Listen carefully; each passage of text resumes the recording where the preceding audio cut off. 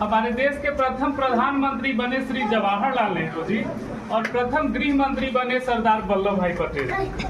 तो हुआ कि उपराष्ट्रपति जो होते हैं उनका कार्य होता है राज्यसभा का संचालन करना और इसके बाद और भी बहुत सारी जिम्मेवारियां होती हैं। तो राजनीति कोई आदमी चला सकता है, पढ़ा लिखा हो अनपढ़ हो, जो चला लेगा।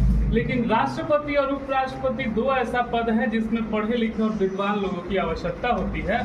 वो हमारे संविधान को लेकर के और कैसे सरकार चलानी है उसका सारा दायित्व इन लोगों के ऊपर रहता है।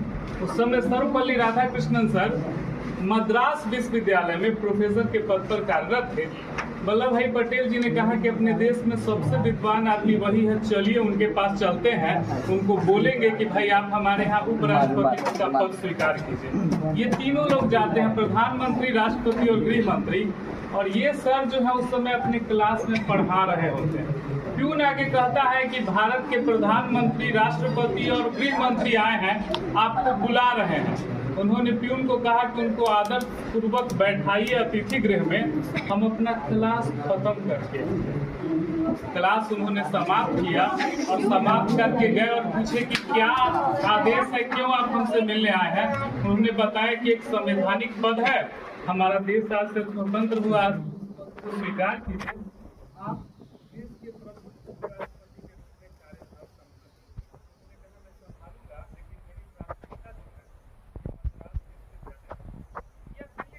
विश्वविद्यालय में आप हमको आजीवन प्रोफेसर के रूप में रखिए तब स्वीकारेंगे। उन्होंने कहा प्रधानमंत्री महोदय, राष्ट्रपति महोदय ने कि आप भारत के जिस विश्वविद्यालय में चाहिए, जब चाहिए, जहां चाहिए, जीवन भर पढ़ा सकते हैं, लेकिन आप इस पद को स्वीकार कीजिए। तो शिक्षक के पद को गरिमा से उन्होंने बनाया और इसलिए हम लोग शिक्षक दिवस पर इनको नमन करते हैं, इनका आदर करते हैं और आज के दिन को हम लोग बड़े अच्छे से मनाते हैं।